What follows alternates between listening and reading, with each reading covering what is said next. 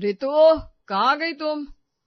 आज अखबार में छिपा है कि देश में सबसे ज्यादा तापमान हमारे घर के किचन में रिकॉर्ड किया गया है आज। अच्छा ऐसा। रीतु जवाब देने ही वाली थी कि उसकी नजर अपने ससुर मंगल सेन पर पड़ी, जो सोफे पर बैठे थे। उसे याद आया, नियम, सास ससुर से सीधे बोलना मना है, और उनके सामने हा हा ही तो बिल्कुल नहीं करनी है। वो चुपचाप साइड हो गई। तभी मंगल सेन अचानक अजीबोगरीब आवाज निकालने लगे।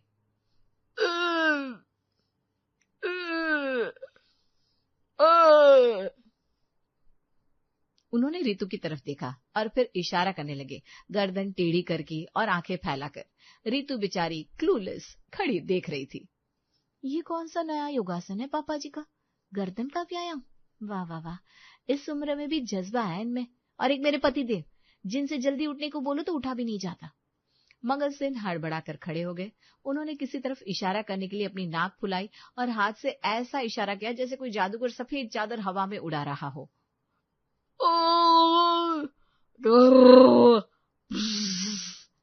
अच्छा, आज मौसम में नमी जरूर बढ़ी है, तभी तो इनके भाप निकालने में दिक्कत हो रही है। एक गिलास पानी दे दो क्या? लेकिन बिना पूछे कैसे? अरे पूछू भी तो कैसे? इतने में किचन से अजीब सी आवाज आई। सफेद दूध का छाग बर्तन के किनारे से फूट पड़ा और स्टोव पर जोरदार शोर के साथ गिर गया। आग की लपटों ने एक ड्रामेटिक मोड़ ले लिया और सब भौंचके रह गए। रितु किचन में भागी। अरे बाप रे, ये क्या हो गया? पिताजी आप खड़े देख रहे थे, आपने मुझे बताया क्यों नहीं? मैं बंद कर देता। अरे क्या करता बता के बेटा, तू भी तो मेरी तरह आदमी है। आदमी रसोई में थोड़ी ना जाते। अगर मैं खुद जा सकता तो मैं ही चला जाता। मैं तो इशारों का दास हूँ। ये किस जमाने की सोच है? और क्या क्या होता है हमारे घर में, मेरे तो कुछ समझ भी नहीं आता। हे भगवान, तो पापा जी इशारों से दूध को बचाना चाह रहे थे और मैं समझ नहीं पाई। खैर मेरी क्या गलती? ये नियम मेरा बनाया हुआ थोड़ी ना है कि बात नहीं कर सकते। पर किचन तो मुझे ही साफ करना पड़ेगा। हाय राम। अगले दिन जब रितु खाना बनाने चली तो उसने सोचा क्या बनाना चाहिए। उसने गगन से पूछा, लेकिन गगन मोबाइल में गेम खेल रहा था। गगन, आज कुछ भी समझ में नहीं आ रहा, क्या बनाऊं? आलू की सब्जी ज्यादा सही रहेगी या फिर लौकी की? हाँ बिल्कुल, बना दो बना दो, बहुत अच्छी बात है। वाह, मारा। ओए, अरे मैंने पूछा कौन सी? हाँ क्या? अरे जो तुम कहो, यानी जो मन करे बना दो ना यार। तुम जो भी बनाओगे वो कमाल होगा डार्लिंग। सब्जी वैसे भी पापा लाते हैं, देख लो ना क्या लाया है। ये आदमी ना कभी कुछ सही बताता ही नहीं है। पापा जी भी आज सब्जी लाना भूल गए हैं, मैं ही लेकर आती हूँ। वो बाजार जाकर टिंडे लेकर आई। उसने ढेर सारे टिंडे छिलकर मसालेदार बना डाले। शाम को डिनर टेबल पर जैसे ही टिंडे की कढ़ाई आई, मंगल सिंह का चेहरा देखने लायक था। ये क्या है, हरा हरा गोल गोल? ये तो वो है ना जिन पर चलने से पैर फिसल जाता है। अरे पिताजी, ये टिंडे हैं, स्वादिष्ट होते हैं। हमारे घर में कम ही बनता है, लेकिन इसलिए शायद आप पहचान नहीं पाए। व्हाट यूनिक टेस्ट है। उनका मुंह ऐसा बना जैसे उन्होंने नींबू के साथ अचार का अचार खा लिया हो। वो केवल 2 निवाले खाकर उठ गए। रितु और गगन की निगाहें मिली।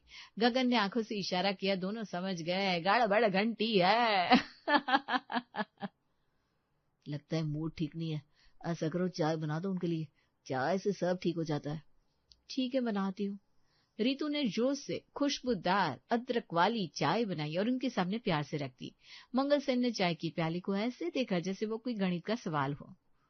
मेरे मन का खाना नहीं बनेगा तो मैं चाय भी नहीं पीऊंगा। भाड़ में जाए चाय, रखी रहे, ठंडी हो जाए, चाहे इसमें मक्खी पड़ जाए। वैसे रात में मक्खी तो नहीं पड़ेगी, चाहे मच्छर पड़ जाए।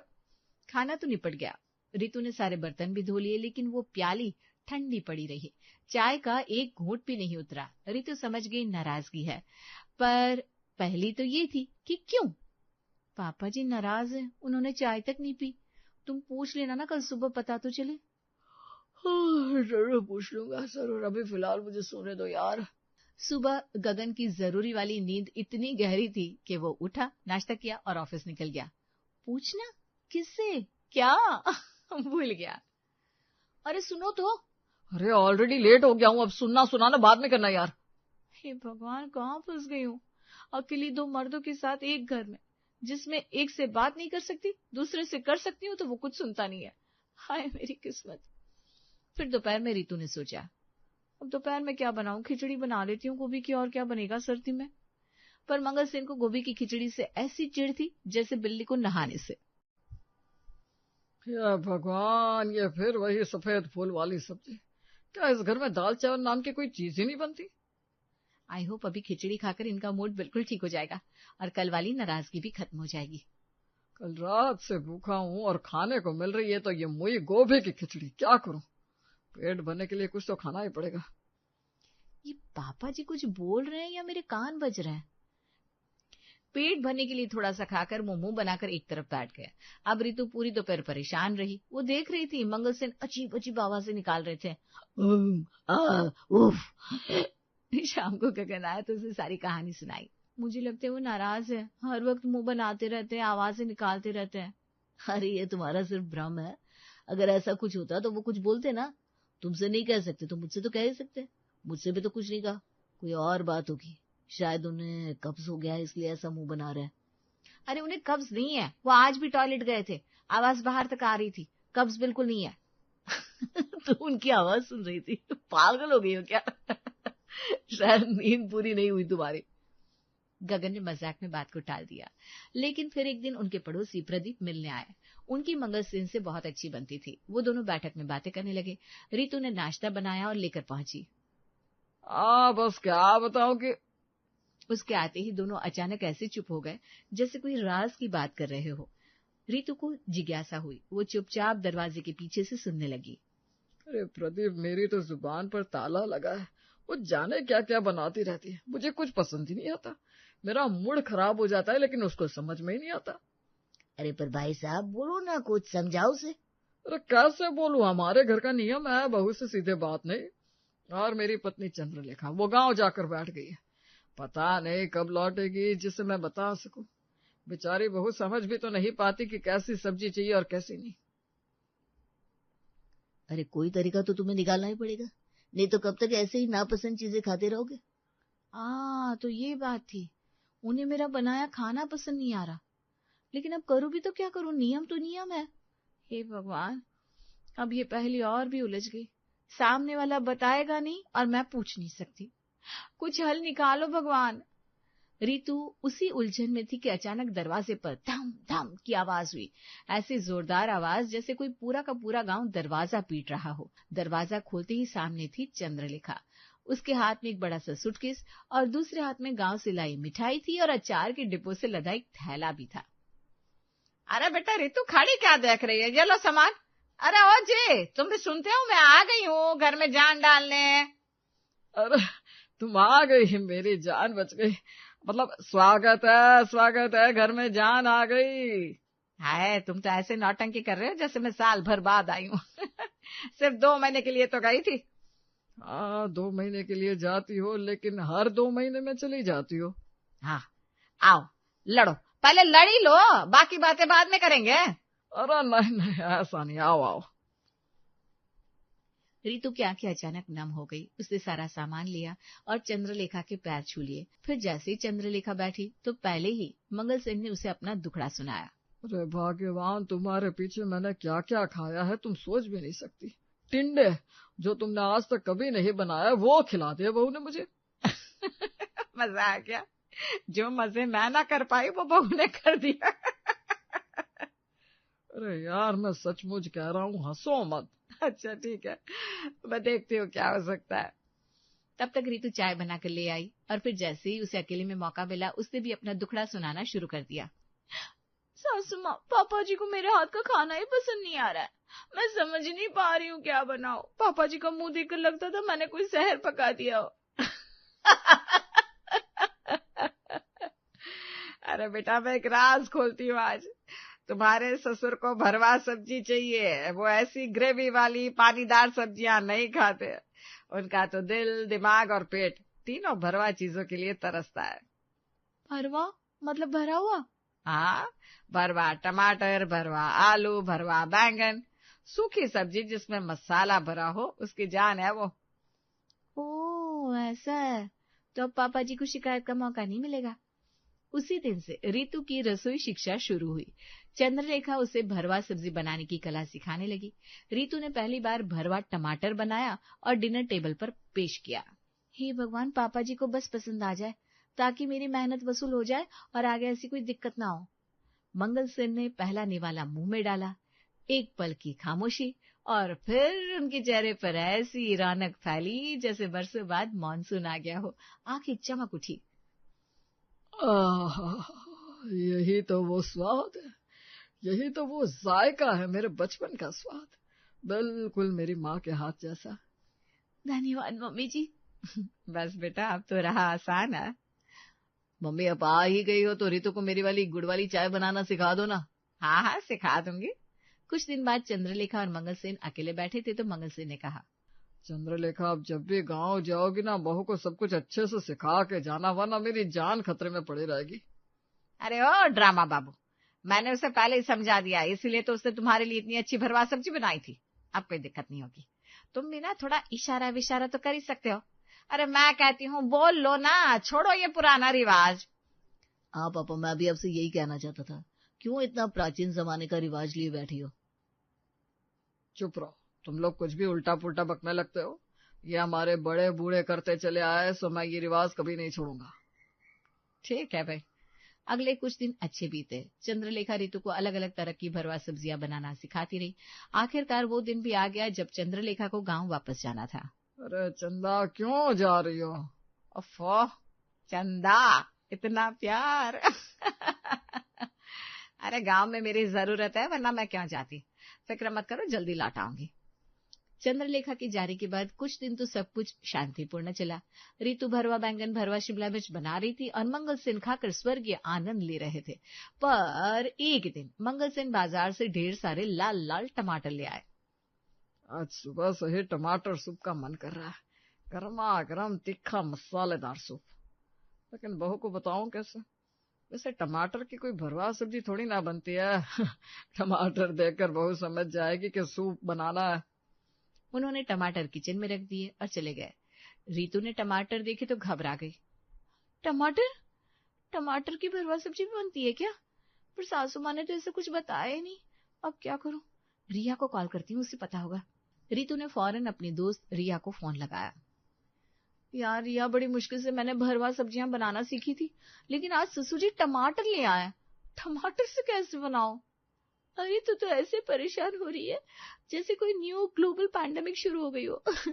एक मंत्र याद रख, आलू हर जगह फिट हो जाता है। किसी भी सब्जी में आलू भर दे, टमाटर में भी आलू भर दे, बस भरवा टमाटर आलू, इनोवेशन। रितु को यह आइडिया ब्रिलियंट लगा। उसने बड़े बड़े टमाटरों को काट कर उनके अंदर आलू का मसाला भर दिया और भरवा टमाटर बना दिए। डिनर टेबल पर जब ये क्रिएशन परोसा गया तो मंगल सेन की आंखें बाहर निकल आई। उनका मन कर रहा था खड़े होकर चिल्लाए, हे भगवान, ये क्या अत्याचार है! सूप के लिए लाए गए टमाटर में आलू भर दिए। ये लड़की इसी दुनिया की है या मंगल ग्रह से आ गया? वो अपने मन को दबाए बैठे रहे। रितु उन्हें देखकर मंद मंद मुस्कुरा रही थी। कितना पसंद आ रहा है ना, देखो तो आंखें फैल गई है खुशी से। पर मुझे ऐसा क्यों लग रहा है कि उनके चेहरे पर लिखा हुआ है, मेरा मन कर रहा है अभी विस्फोट हो जाऊं। अरे चुप रहो जी, कुछ भी बोलते हो। अगले दिन मंगल सेन लौकी लेकर आए। उन्होंने सोचा लौकी का रायता बन जाएगा, तो लौकी में भी आलू भर दिए गए। अरे बहू की सुई तो भरवा पर ही अटक कर रह गई है। मुझे तो लग रहा है अगर मैंने इसे बम भी ला कर दिया तो ये बम में भी आलू भर देगी। मंगल सेन ये सब देखकर पागल हो रहे थे।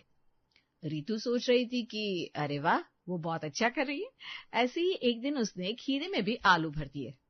मैंने सोचा था आज आलू की सब्जी बन जाएगी और खीरा तो मैं सलाद में डालने के लिए लाया था, तो इसने खीरे में भी आलू भर दिए। भगवान उठा ले मेरे को, नहीं तो इस आलू को दुनिया से उठा ले। मंगल सेन कुछ नहीं बोल पा रहे थे, पर उनका दिमाग टिक टिक टिक कर रहा था। तभी एक रोज उनके कुछ दोस्त जबरन दावत लेने आ गए, क्योंकि उनकी रिटायरमेंट पार्टी में वे नहीं आ पाए थे। अरे मंगल सेन, हम आ गए दावत लेने। रिटायरमेंट पार्टी में नहीं आ पाए थे ना, पर देख अब कोई बहाना नहीं चलेगा। अरे नहीं बहू, आज कुछ कमाल मत करना, सिंपल आलू पूरी बना दो। रितु ने एक्साइटेड होकर सोचा आज तो स्पेशल बनाना है, और उसने एक अजीब सी भरवा सब्जी बना दी। भरवा भिंडी आलू टमाटर का मिक्स, एक ही सब्जी में तीन तीन चीजों के भरवे। सबने खाया, चेहरे बनाए और मजाक उड़ाया। वाह वाह वाह, ये तो सरप्राइज पैकेज है, कब क्या मिल जाए पता ही नहीं चलता। भाई तुम्हारी बहू तो एक्सपेरिमेंटल शेफ है, तुम अब क्या बोलो। बोल के भी क्या फायदा। चलो आओ, खाओ मेरे साथ ये भरवा भोपाल। सब मजाक उड़ाते हुए चले गए। मंगल सेन का मूड इतना खराब था जैसे कोई बादल बस फटने वाला हो। वो हर वक्त हाँ ऑफ उफ आ ए एक नई मेलोडी गुनगुनाते रहते और बेचारी रीतु कुछ समझ नहीं पा रही थी। गगन, पापा जी को कुछ तो लगता है, क्या बात है? मैंने कुछ गलत बना दिया है क्या? अरे रीतु, मेरा दिमाग खराब मत करो। तुमने मम्मी से सब सीख लिया था ना, फिर गड़बड़ क्यों हो रही है? मैं तो कहता हूँ तुम ओवर थिंक करती हो। वो बुढ़ापे का मूड स्विंग है, सब ठीक है। बेचारी रीतु और भी उलझन में पड़ गई। अगली सुबह गगन ऑफिस जाते हुए मंगल सेन के सामने रुका। पिताजी, आज कुछ अच्छी सब्जी ले आइएगा, क्योंकि आज शाम को मेरे भी कुछ दोस्त आने वाले हैं। ठीक है। गगन चला गया। मंगल सेन बैठे बैठे सोचने लगे। अरे राम, कल जो मेरे दोस्तों के साथ हुआ वही आज गगन के दोस्तों के साथ ना हो जाए। अगर रीतू ने फिर कोई भरवा हंगामा बना दिया तो मेरे बेटे की सोसाइटी में इज्जत धरी की धरी रह जाएगी। ये चुप्पी बर्दाश्त से बाहर है। वो बाजार गए और सोच समझकर आलू, मटर और पनीर ले आए। उन्होंने सामान किचन में रखा और तेजी से बाहर निकल गए, मानो कोई बम फ्यूज चल रहा हो। जैसे रीतु किचन में घुसी, बाहर बैठे मंगल सेन का दिल इतने तेज धड़कने लगा कि अभी छाती फट जाएगी। आखिरकार उनसे रहा नहीं गया। बहू, ओ बहू! रीतु चौंक कर डर से जमीन पर उछल जाती है। हाय, कौन? किसने बुलाया? ये तो पापा जी की आवाज जैसी लगी, पर वो बोलते थोड़ी ना है। आए, घर में भूत आ गया है। भूत भूत, बचाओ गगन, पापा जी बचाओ। अरे मैं हूँ, कोई भूत नहीं है, मैं तुमसे बात कर रहा हूँ। रीतु ने डरते डरते आंख खोली। सामने मंगल सेन खड़े थे। उनकी सांस तेज चल रही थी, मानो उन्होंने मैराथन दौड़ ली हो। जी बताइए, आप कैसे बोल पा रहे, मतलब बोल रहे? अरे बहू, अब मुझसे बर्दाश्त नहीं हो रहा। ये तुम जो कर रही हो ना, भगवान के वास्ते, क्या तुम जिसको भी मानती हो या शैतान को मानती हो तो शैतान के वास्ते अब किसी तरह की भरवा सब्जी मत बनाना। मैंने गगन के लिए पनीर और मटर ला कर दिया है, इसमें आलू भरने की कोशिश मत करना। चुपचाप आलू मटर और शाही पनीर बना लेना, बस कोई एक्सपेरिमेंट नहीं। अच्छा ठीक है, मुझे लगा आपको भरवा सब्जी पसंद है इसलिए। अरे बहू, पसंद होने का यह मतलब नहीं है कि पूरी जिंदगी वही खाता रहूं। और ये तो समझा कर कुछ चीजों में आलू नहीं भरा जाता। टमाटर, लौकी, खीरा, ये सब भरवा जोन से बाहर है। रीतु की आंखें चौड़ी हो गई। एक पल में सब कुछ समझ में आ गया। उसके चेहरे पर एक मुस्कान फैल गई। अच्छा ये बात थी, आपको वैरायटी चाहिए, सादा भी और भरवा भी। समझ गई, आज से मेन्यू बदल जाएगा। शुक्र है मेरी जान बच गई। अब जाओ और याद रखो, और आज शाम नॉर्मल खाना, एकदम नॉर्मल। जी जी बिल्कुल। और इस दिन से सब कुछ असल में नॉर्मल हो गया।